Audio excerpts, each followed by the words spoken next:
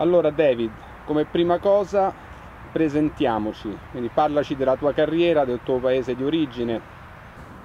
Hi, my name is David Jackson and I'm quite well known in Italy because I was in a rock band called Van der Graaf Generator.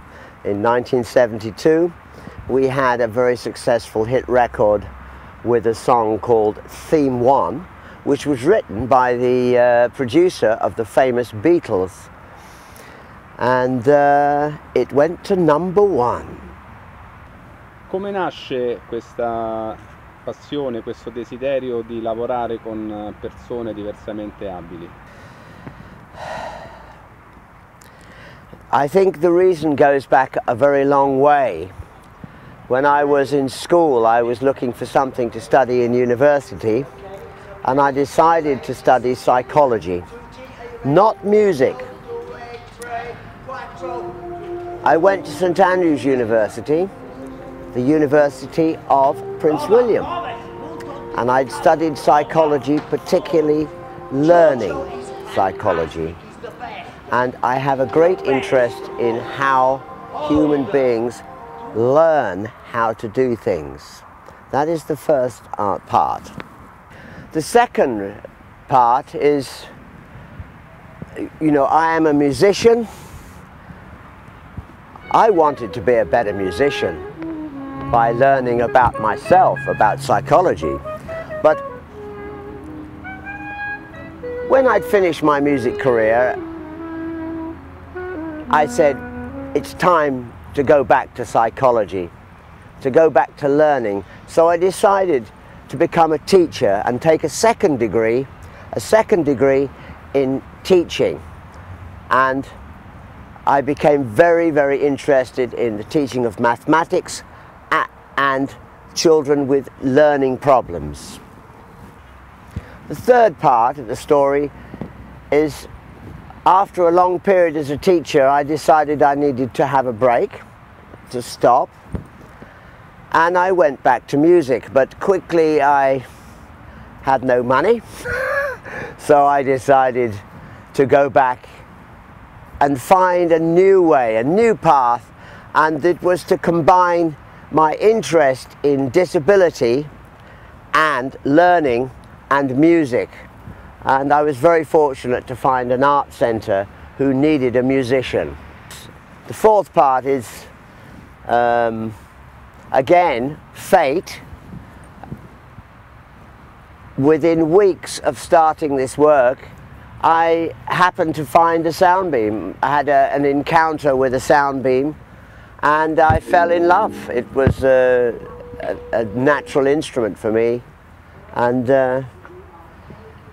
for the 20 years now I've been working with the sound beam and of course the saxophone. I've been playing the saxophone for 51 years.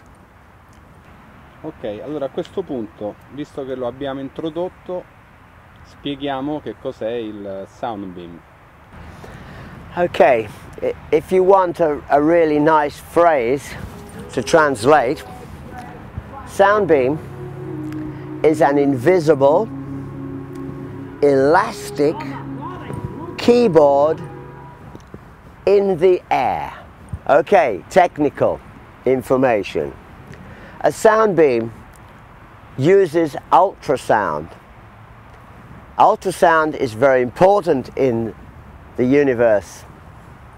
It's important on Earth for pipistrelli, for bats. It's important for dolphins in the sea. Sound beam uses ultrasound, ultrasono. I'm learning Italian. Okay. The connection between a sound beam and music is a thing called MIDI, or general MIDI, the language of computer music.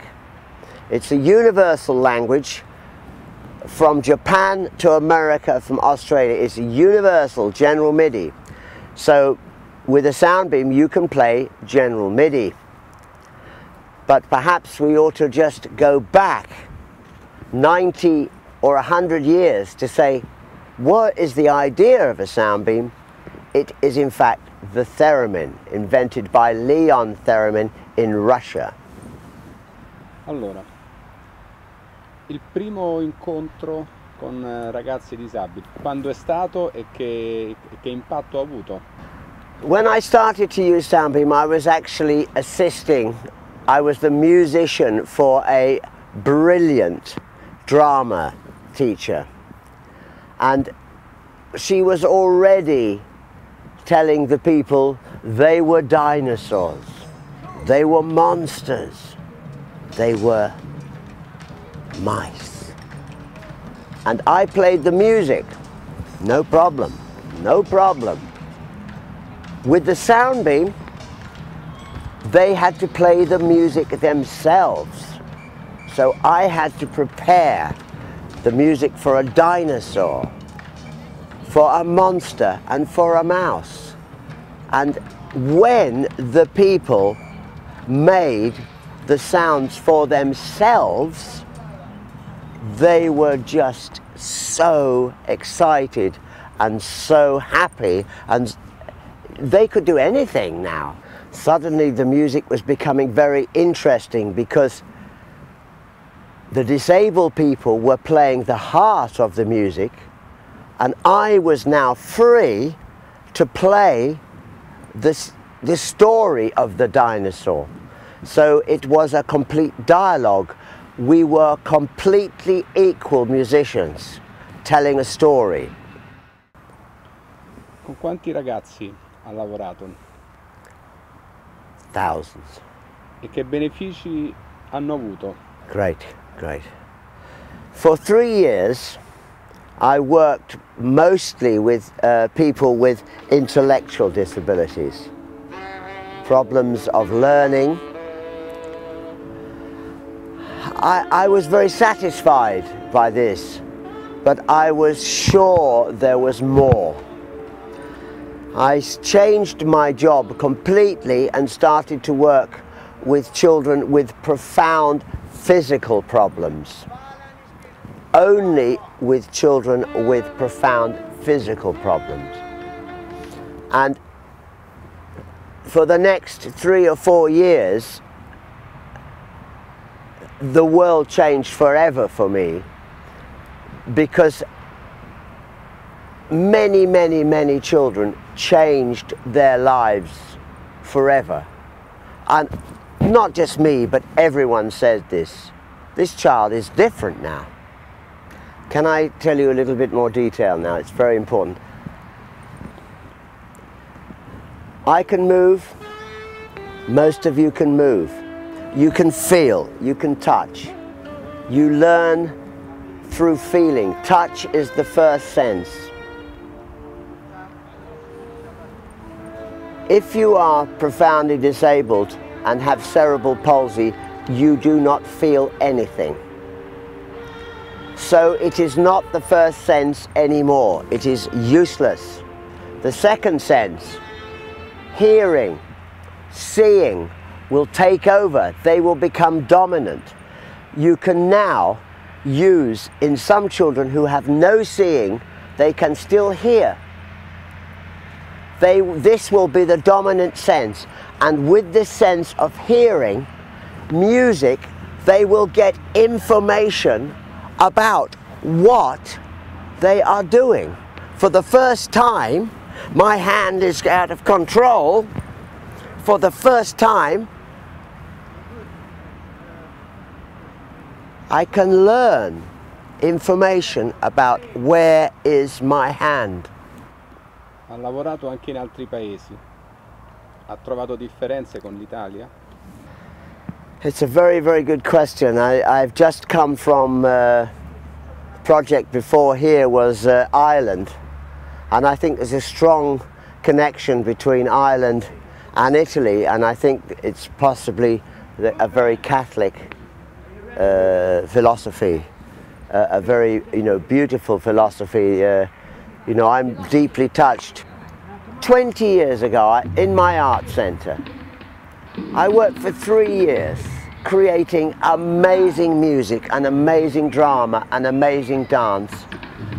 No one could come and see no one could film it because it would be embarrassing. I said, this is the best work of my life. What is wrong with you? I say bye-bye and make a new way. And then people said, but look at these children, look at these, this is amazing. So there was a change in England in 20 years. I'm very lucky because I can show people what can be done. I can show people that disabled people can be the greatest performers in music. And now I don't have a problem. I go to Norway, I go to Sweden, I go to Germany. They want to see disabled people performing. The differences now are very small. It's just about the amount of care, I think, the amount of belief. Allora, a questo punto, what next, come si dice? Che accadrà domani? Well, for the last 10 to 15 years, people are beginning to trust me. They are saying, David, give us an idea. Musicians live by repertoire. We have nothing else to give you. We have music to give you. My job is to give disabled people music to play. But my real passion is showing everybody in the community that the disabled people are as important as everybody else, and they can make art, music, dance, theatre, pottery, everything, painting. They can make it just as well, but they must not make it alone. They must share their work with everybody. And of course, I have been writing a lot of very big pieces for choirs, orchestras, disabled people, rock bands, jazz, etc., etc. That is the future. Hai mai scoperto un talento, una persona che è diventata poi un musicista affermato? I've found a person who's become famous for me. They become famous for their family, they become famous for their school, and they become famous for recordings or films. But have they made any money? No. Che cosa direbbe a un genitore per convincerlo a portare il figlio a imparare a suonare la musica? Many parents contact me asking for advice because they've been doing Soundbeam for 10 years and then they can't find a Soundbeam. And how, where can they play? Where can they play? And I can say, I can't help you. There is no Soundbeam player in this city. It's not so easy. It's not so easy. Some families I've taught the brothers and the sisters how to do the Soundbeam, if they have some money. But it's not easy. I'm afraid it's not easy. It's still early. It's the beginning. I have taught Soundbeam in the Grieg Academy in Norway. I've taught it in Swedish in Sweden. I've taught Soundbeam in Ireland, in universities and in schools and colleges all over Europe. Is there one professor of Soundbeam? No. At the moment, I know this many people who are good enough, right? But they are not people you expect. One of the 5 best men for Soundbeam is driving an ambulance for disabled people. Now he is a teacher in a university, 2 days a week with Soundbeam. He's not a professor because he has no degree. He has no qualifications. We have another one in Lecco, Maurizio Rocca, maybe the best in Italy. He's a bass player, fantastic bass player, but he's not from the conservatoire. He's a rock musician. We have a great man in Germany, Matthias Kosmal. He's a fantastic. He is a guitar player, but he is a specialist in care with disabled people. We have a great man in Carpi. I am very, very happy about Enrico Zanelli. What he has achieved in 1 year is exceptional, because he has made a band of 20 disabled musicians, 10 of whom are playing Soundbeam and switches. 12 are playing Soundbeam and switches, and it is an orchestra. And this is exceptional work, because Soundbeam is not one thing here and music here. It is part of music.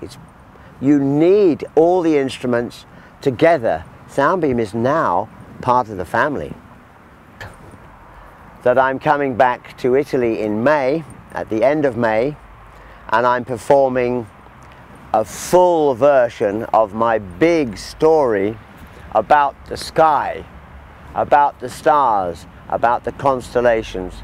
It's a show called Twinkle.